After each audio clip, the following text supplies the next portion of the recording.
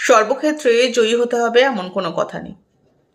কিছু কিছু সময় হেরে যাওয়াটাও মানসিক শান্তি এবং সম্মানের হয়। সেখানেই হেরে যান যেখানে আপনাকে মাথা নত করে জয়ী হতে হবে। আপনি যদি মাথা নত করে জয়ী হন, তবে সেই জয়টা আপনার জীবনে সাপের বিষের মতন হয়ে দাঁড়াবে।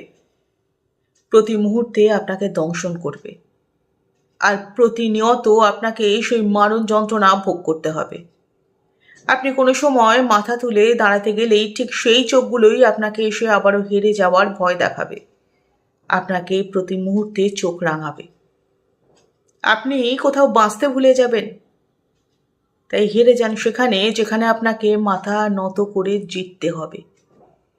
এমনটা নয় যে আপনি হেরে গেলে আপনার জীবনের সমস্ত সফলতার রাস্তা বন্ধ হয়ে গেল।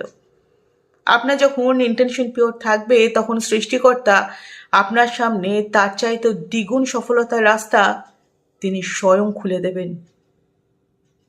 আর সেই রাস্তা ধরে যখন আপনি এগোতে শুরু করবেন, প্রতি মুহূর্তে তিনিই হবেন আপনার পথপ্রদর্শক।